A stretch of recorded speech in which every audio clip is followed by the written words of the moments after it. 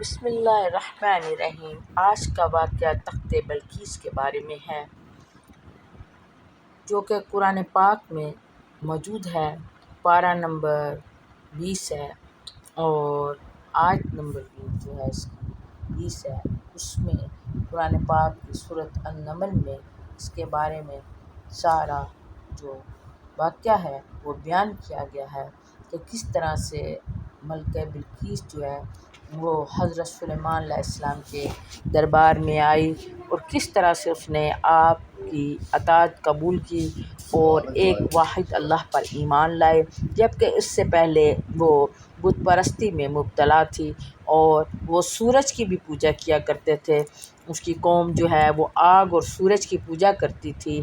وہ یمن کے رہنے والی تھی اور یمن کے شہر یروشلم میں اس کا دارالخلافہ تھا، جس میں وہ رہتی تھی، اور اس طرح سے یہ کہانی شروع ہوتی ہے۔ آج سے ہزاروں سال قبل جزیرہ عرب کے جنوبی علاقوں میں ایک شہر آباد تھا جس کو سبا کہتے ہیں، اور اس میں رہنے والی قوم کو قوم سبا کہتے ہیں۔ قوم سبا نہایت ہی خوشحال زندگی بسر کر رہے تھے۔ وہاں کے لہلہاتے کھیت کھلیان اور درخت، گیت گاتی ندیاں اچھا بھی منظر پیش کرتی تھی، مگر یہ قوم شرک میں مبتلا تھی اور سورج کی پوجا کرتی تھی۔ جب وہاں کے بادشاہ شرجیل بن مالک کی موت ہوئی تو اس کی بیٹی بلقیس نے وہاں کی دوڑ دھوپ سنبھالی۔ وہ ایک قابل عورت تھی۔ اس نے 9 سال یمن پر حکومت کی۔ یہ قوم نہایت ہی دولت مند تھی مگر سورج کی پوجا کرتے تھے۔ مگر یہ وہ زمانہ تھا جس میں ایک طاقتور بادشاہ کا ڈنکا بجتا تھا، جس کو حضرت سلیمان ابن داؤد کے نام سے جانا جاتا تھا۔ حضرت سلیمان کی حکومت کا دارالخلافہ یروشلم تھا۔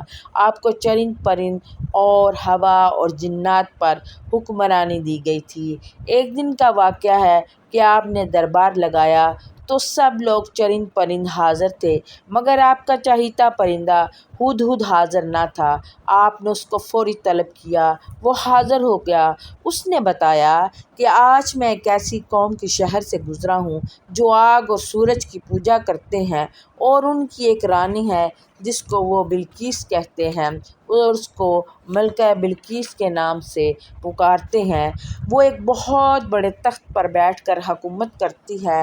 اس کے تخت میں ہیرے زمرد اور جواہرات جڑے ہوئے ہیں، اور اس کے پاس آرائش و زیبائش کے تمام لوازمات موجود ہیں۔ حضرت سلیمان نے کہا کہ اگر تمہاری بات سچ ہے تو اس کو میرا خط پہنچاؤ، اور پھر وہاں بیٹھ کر دیکھنا کہ اس خط کو پڑھنے کے بعد اس کا رد عمل کیا ہوتا ہے۔ خط کچھ یوں تھا کہ شروع اللہ کے نام سے جو بڑا مہربان اور نہایت رحم فرمانے والا ہے۔ یہ عزت والا خط سلیمان ابن داؤد کی جانب سے ملکہ سبا بلقیس کی طرف ہے۔ جو ہدایت کی پیروی کرے اس پر سلامتی ہے، اور مجھ پر غلبے کی خواہش مت کرنا۔ میرے مقابلے میں سرکشی اختیار نہ کرو، بلکہ فرما بردار و مطیع ہو کر میرے پاس آ جاؤ۔ یہ خط دراصل ملکہ سبا اور اس کی قوم کی طرف دعوت اسلام تھی۔ ہدہد نے یہ خط جا کر ملکہ بلقیس کی گود میں گرا دیا۔ ملکہ کے دربار میں اس وقت 300 کے قریب سردار بیٹھے ہوئے تھے۔ انہوں نے جب یہ پڑھا تو وہ غصے میں آ گئے اور سخت طیش میں آ گئے، بلکہ ملکہ بڑی سمجھدار تھی۔ اس نے کہا کہ یہ کوئی عام شخص نہیں بلکہ اللہ کا پیغمبر ہے، ہمیں حکمت سے کام لینا چاہیے۔ اس نے کہا کہ میں حضرت سلیمان علیہ السلام کی طرف ایک تحفہ بھیجتی ہوں، اگر انہوں نے قبول کر لیا تو وہ ایک بادشاہ ہیں اور میں ان سے جنگ کروں گی، اور اگر انہوں نے وہ تحفہ قبول نہ کیا تو پھر وہ اللہ کا نبی ہیں، میں ان کی اطاعت کروں گی۔